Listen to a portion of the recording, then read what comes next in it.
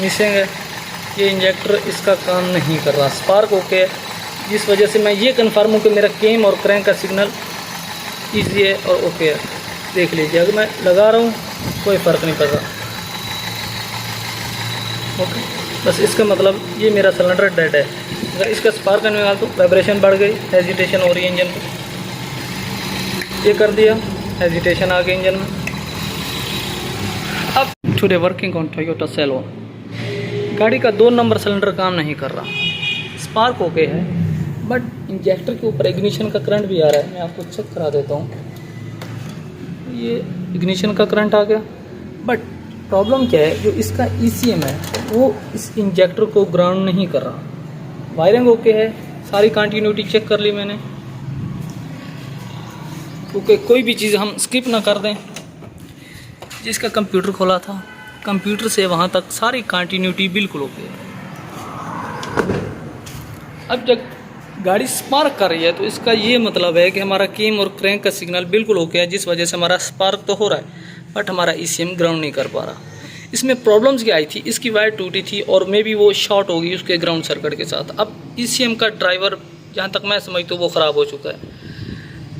अब मैं इस सिलेंडर की मिसिंग ख़त्म करनी है तो ये कैसे करेंगे।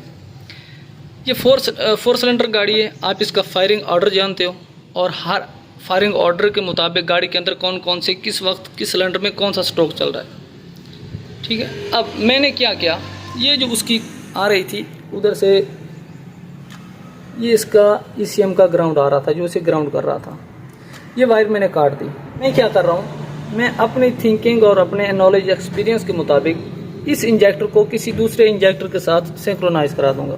अब मुझे ये देखना है कि मेरा जब 4 नंबर या 4 नंबर सिलेंडर हमारा सक्शन स्ट्रोक के अंदर आएगा तो इसमें इंजेक्टर ओपन होगा। जब उसी टाइम मेरा 2 नंबर सिलेंडर के अंदर भी इंजेक्टर ओपन हो जाएगा। अब पहले मेरा सक्शन में आ रहा था, 2 नंबर में स्प्रे कर रहा था, अब मेरा एग्जॉस्ट के अंदर भी स्प्रे हो जाएगा। ठीक है, अब मेरा वेल्व बंद था, कोई मसला नहीं, मेरा फ्यूल उधर ही रुका रहेगा क्योंकि एग्जॉस्ट स्ट्रोक में स्प्रे हुआ था।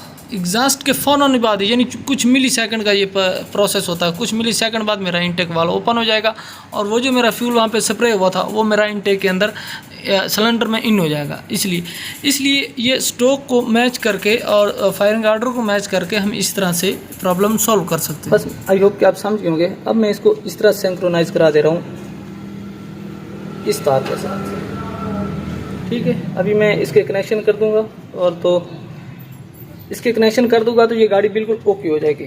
लेकिन ये बिल्कुल जेन्युइन तरीका नहीं है, बस उसका थोड़ा बहुत जो ड्राइवर है वो ओवरलोड होता रहेगा, लेकिन इतना भी नहीं, क्योंकि अगर इंजेक्टर हमारा शॉर्ट होता है तभी जाके वो ज़्यादा प्रॉब्लम करेगी। लेकिन अब हम उसका ECM नहीं बदल सकते, बाकी मेरी हर चीज़ ओके है, वायर ओके है, सारी कंटिन्यूटी ओके है, तो बस मैं ये कर दूँगा तो गाड़ी ठीक हो जाएगी मेरी। चलो, अब गाड़ी की स्टार्टिंग बहुत ज़बरदस्त हो गई है, क्योंकि अब हाफ सेल्फ स्टार्ट हो रही है। शुरू में बहुत लॉन्ग क्रिंकिंग कर रही थी, लेकिन अब RPM वगैरह इसके थोड़े अप डाउन हैं, लेकिन उनके लिए वो काम नहीं कराने आए। माशाल्लाह बिल्कुल स्टार्टिंग भी अच्छी होगी, पिक भी अच्छी है, सारा कुछ है।